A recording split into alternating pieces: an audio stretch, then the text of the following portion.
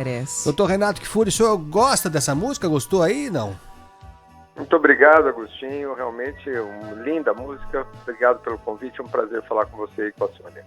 Doutor Renato, obrigada por aceitar o convite. A gente alugando o senhor mais uma vez, mas é que dúvidas surgem. Eu não vou nem dizer a cada 24 horas, mas assim, a cada minuto ultimamente tem surgido. Não, e nas últimas horas, né, doutor Kfouri, a gente ficou meio surpreso, né? Porque a entrevista de ontem da Coronavac era para ser o alento. A gente precisava muito desse alento no final de ano.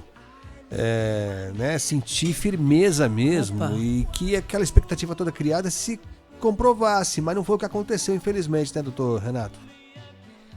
Eu acho que os estudos clínicos de uma vacina, do desenvolvimento de um produto, eles têm um compromisso com a seriedade, com os dados, com os voluntários. Então, são eventos biológicos que envolvem vidas, envolvem doenças. Então, eu acho muito temerário marcar datas, anúncios, datas de lançamento de vacinas que estão sob estudo. Então, é sempre sujeito a equívocos, a erros, a adiamentos. Então, eu não vejo nenhum problema em você não poder anunciar um resultado. O que eu vejo problema é ter anunciado o que iriam anunciar, né? Ter dito que seria anunciado numa data. Eu acho que o tempo da ciência ele não obedece ao calendário anual, político e partidário, eleitoral. Ele deve seguir os trâmites que os estudos clínicos devem seguir. Por vezes eles podem ter problemas, podem ter suspensões temporárias, podem exigir análises mais detalhadas e, obviamente, quem marca data para esses eventos corre sério risco de ver frustradas suas expectativas e foi mais uma vez o que aconteceu. Doutor Renato, o senhor acredita que no dia 25 de janeiro comece a campanha de vacinação aqui em São Paulo, conforme o prometido? Eu acho que também é mesmo cenário, Sônia. Tudo pode ser que sim, pode ser que não. Eu acho perigoso e eu acho que não traz nenhuma traz expectativas negativas para a população se por acaso não se cumpre essa data. Então podemos ter problemas no andamento dos estudos, na análise dos dados, na submissão às agências regulatórias que pode exigir mais informações. Então você marcar uma data para um produto que está em teste e tem tantas variáveis em jogo é, no mínimo, temerário. É contar com sorte de que vai correr tudo bem ou que não vamos ter nenhuma uma intercorrência natural, volto a dizer. Não acho que possa ser nada grave, mas faz parte do estudo clínico. E chama a atenção que são pessoas preparadas, né? Quem está não acostumadas com ensaios clínicos em vacinas, então o uso dessas estratégias não fica bem. Então, esse é o ponto, né? A gente começa a ver fantasma, né? A gente é leigo, né? A gente Claro. só vai ouvindo, tentando repetir, tentando juntar A com B. Quando você coloca o Instituto Butantan, e o Dr. Dimas Covas merece todo o respeito, né? É uma figura irretocável, com uma história brilhante. Mas quando eu fiquei constrangido ontem de ver o Dr. Dimas Covas, ele estava visivelmente Ele abalado. estava constrangido. Tava. O Dr. Dimas, que é um grande craque, um grande nome, né, da ciência. Então, aí a gente fica pensando, será que pode ter havido alguma pressão externa que interferiu? Porque, pelo que deu para entender, né, doutor Renato, os resultados em termos de eficácia da vacina aqui do Butantan não corresponderam à eficácia da vacina equivalente em outros países, da Coronavac em outros países. A nossa aparentemente ficou bem abaixo, abaixo. Então eu queria, se eu me permitir, fazer duas perguntas. É possível que interferências externas estejam atrapalhando o bom andamento dessa pesquisa? E o fato da nossa vacina aparentemente ser menos eficaz, estão falando em 50%, um pouco mais de 50%, isso é algo para a gente ficar muito preocupado? Olha, não temos ainda essa informação se a vacina brasileira, o estudo brasileiro levou uma eficácia menor e que grau de diferença nós temos entre outros países, né? Precisamos aguardar os estudos para ter essa confirmação. Mas, volto a dizer, eu acho que toda vez que o cientista passa a exercer uma atividade política, ele corre o risco de ter que se adequar aos constrangimentos que a política faz. A ciência Sem dúvida, ela precisa desse tempo, precisa amadurecer os seus dados, por vezes precisa de revisões, por vezes precisa de estender um pouco o estudo para que a consistência dos dados seja estabelecida. Então, fica difícil comentar antes de vermos esses dados realmente em relação as diferenças que tiveram entre os países, foram um anúncio e não um dado apresentado até o momento. Eu acho que, mas volto a dizer, em relação ao uso político de datas, lançamento, cronogramas, eu acho muito ruim para a ciência quando ela se envolve nesses aspectos políticos, porque contamina a discussão e a população, né, como vocês bem falaram, que não conhecem esses meandros, acabam trazendo uma perda de confiança, né, no produto. Será que tem alguma coisa errada? Será que deu problema? Será que a vacina não é boa? Quando eventualmente nada disso tem nenhuma lógica, nenhuma validade. Então, eu acho que a minha recomendação seria de cautela para anúncios, cautela para marcar data de lançamentos. Vamos aguardar os estudos. Nós precisamos desse tempo, desse rigor, para que uma vez que o produto seja licenciado, ele esteja cumprindo todo esse rigor científico e seja seguro e eficaz para a população. É isso que nós precisamos. Doutor, desculpa, só para quem está pegando a entrevista agora, nós estamos conversando com o Dr. Renato Kifuri, que é médico infectologista e diretor da Sociedade Brasileira de Imunizações. Diga aí, Sônia. O Agostinho levantou uma questão muito importante hoje durante o programa de países que apostam em mais de uma vacina. O fato do Brasil, por enquanto, o governo federal apostou em uma, o estado de São Paulo em outra, em termos epidemiológicos, existe a regra de quanto mais vacinas, melhor? Ou a gente precisa seguir um critério por conta da segunda dose e não misturar aí estação, prejudicando o público? Olha, Sônia, sempre uma decisão estratégica que envolve algum risco, né? O país é um país grande, 200 milhões de habitantes, um país continental. Trabalhar com 5, 6, 7, 10 diferentes vacinas complica muito a logística de funcionamento. Então, vamos ter 10 vacinas, cada uma com 10 milhões de doses. Isso, sem dúvida, traria inúmeros obstáculos para o funcionamento de um programa. Ao mesmo tempo, ter uma ou ter duas pode eventualmente termos apostado naquelas que não chegariam primeiro ou eventualmente naquelas até que nem pudessem se concretizar como vacinas eficazes. Quando o Brasil fez as suas apostas lá meses atrás, ele fez com um grande investimento numa transferência de tecnologia. Poucos países, eu acredito que nenhum outro país fez isso, que além de se comprometer a comprar as vacinas que se desenvolvessem e fossem comprovadamente eficazes, se comprometeu a transferir para laboratórios brasileiros a produção. Teremos, se tudo correr bem, autossuficiência na produção das vacinas no segundo semestre do ano que vem. As vacinas serão produzidas aqui, o que seria um passo enorme para a gente conseguir primeiro vacinar a nossa população e, quem sabe, até sermos exportadores de vacinas de Covid, né? Então, e uma das apostas acabou sendo no laboratório, ou na vacina que estava sendo desenvolvida, que estava mais à frente. Foi a vacina de Oxford. Era a vacina, vamos dizer assim, um estudo de fase 3 mais avançado, era a primeira que se esperava o licenciamento, e acabou sendo ultrapassada pela Pfizer e pela Moderna, que já licenciaram, porque houve algum atraso nos estudos da vacina de Oxford. Poderia ter sido a primeira nossa, né? Foi uma questão, o fato de nós já termos meia dúzia de vacinas sendo quase praticamente licenciadas já é inédito, já é um ganho para todos os países enorme. Poderíamos não ter nenhuma, ou ter duas, nós vamos ter muitas, o que é ótimo. Segundo, com semanas de diferença de licenciamento, né? Uma foi licenciada 2 em dezembro, talvez mais 2 em janeiro, talvez mais 2 em fevereiro, que também é fora do habitual você ter tantas vacinas de alta eficácia licenciadas em tempo tão recorde e com intervalos muito curtos. Poderíamos ter sido primeiros, ou segundos, ou terceiros, poderíamos ter uma quantidade maior. É sempre viável. A gente poderia ter apostado em uma a mais, talvez na Pfizer, mas a Pfizer era mais cara, é a mais difícil logística, de congelamento, de transporte. Eu acho que é difícil responsabilizar porque nós não fomos o primeiro, ou não fomos. Poderíamos ter sido. Foi uma questão, acho que, de semanas, ou foi uma questão agora de um infortúnio de um dados do estudo da vacina de Oxford.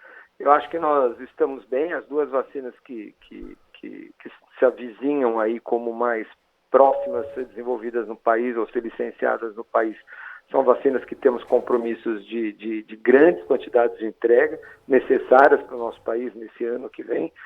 E esperamos que esses estudos sejam concluídos o mais breve possível, com todo esse rigor, para que a população comece a ser vacinada o quanto antes, mas respeitando toda essa segurança que as vacinas precisam ter.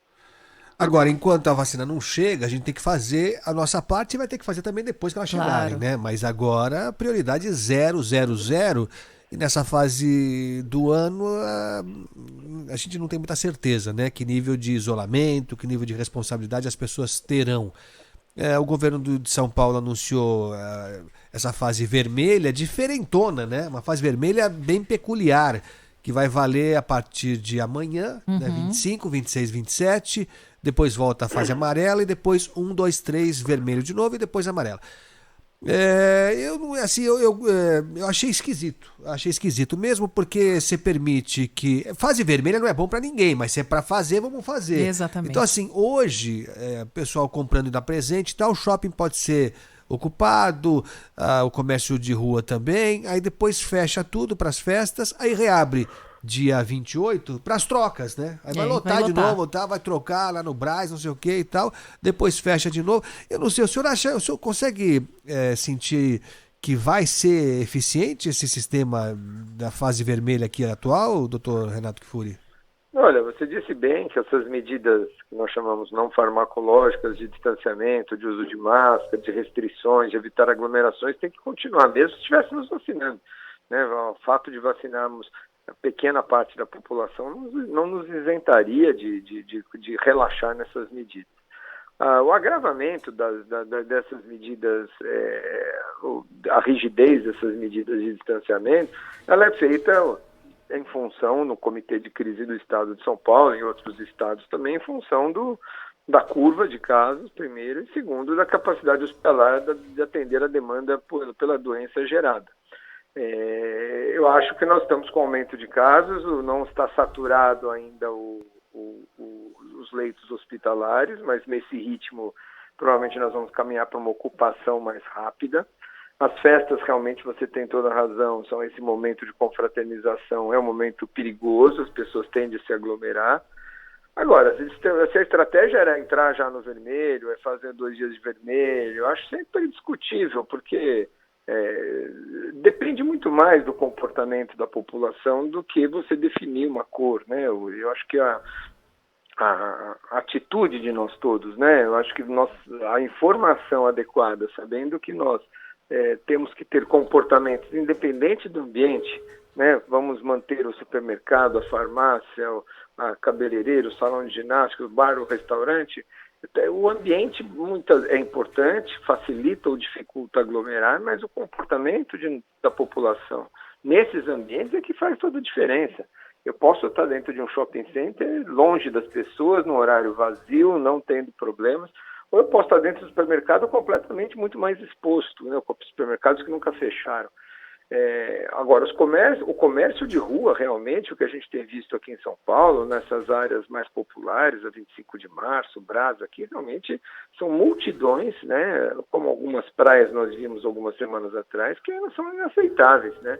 Essas aglomerações são completamente o que a gente não queria ver. Então, você ter ambientes onde você consegue manter o distanciamento, consegue o seu uso de máscara, isso é possível você ainda ter, neste momento, essa flexibilização.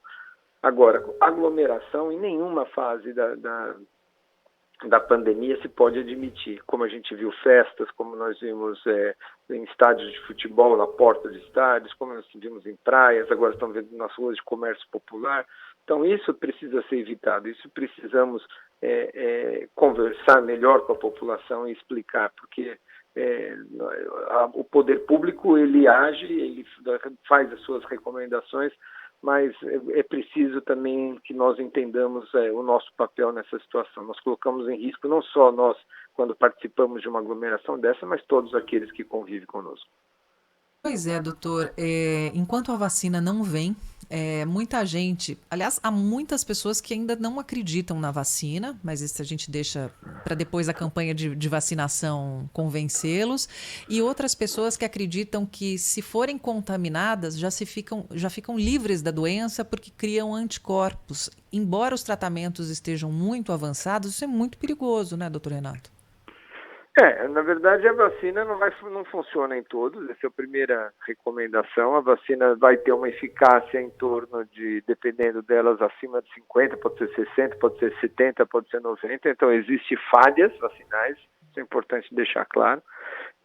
A vacina não necessariamente vai proteger o indivíduo de transmitir a doença. As vacinas podem ser muito boas em prevenir Covid, prevenir a doença, prevenir hospitalização e morte, mas podem não ser suficientemente boas para prevenir que o indivíduo adquira e transmita o vírus, né? Então, se essas vacinas não tiverem essa capacidade, o indivíduo vacinado, mesmo assim, ele pode adquirir a doença, não adquirir o vírus, não ficar doente e transmitir na comunidade. Ou seja, o uso de máscara, até que a gente conheça se a vacina tem essa capacidade ou não, deve continuar. Nós não podemos abrir mão do distanciamento, e é uma questão de comportamento social também. Você não vai andar com uma placa no seu pescoço: eu já tive a doença, ou eu já sou vacinado, e as pessoas que estão ao seu lado merecem respeito, merecem saber que você está colaborando com a proteção, e a sua atitude, o seu comportamento, nós vivemos em comunidade, influencia no comportamento alheio.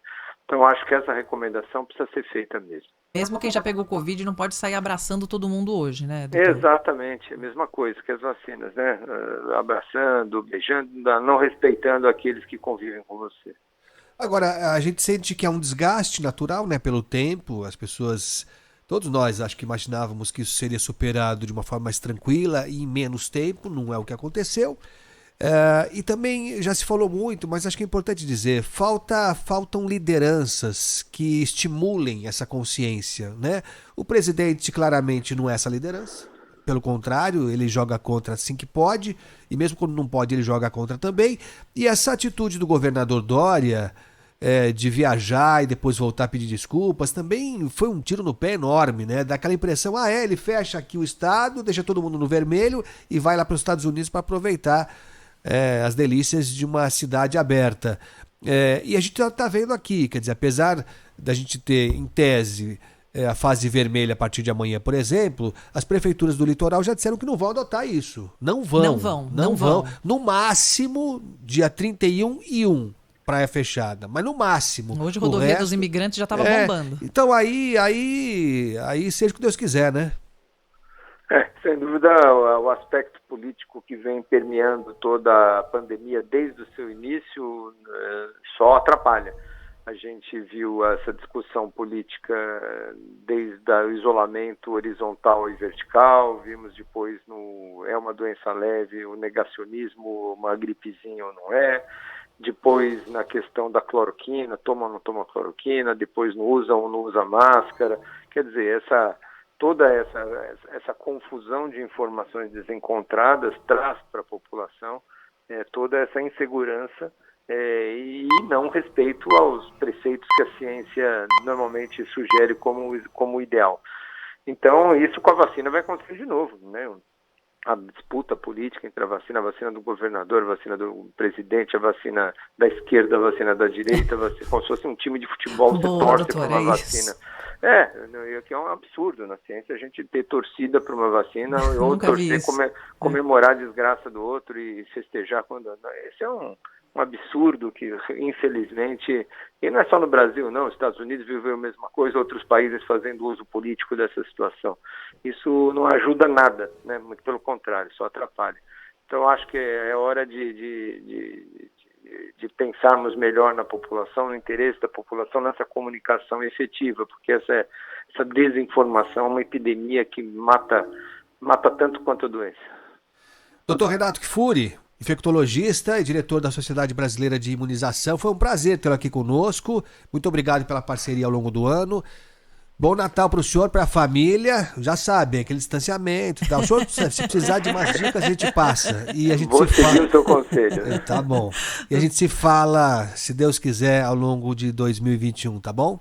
Muito obrigado, Agostinho. Sônia, um grande Natal para vocês. Para o senhor também. Um ótimo 2021. Um prazer falar com vocês, ouvintes aí da Band.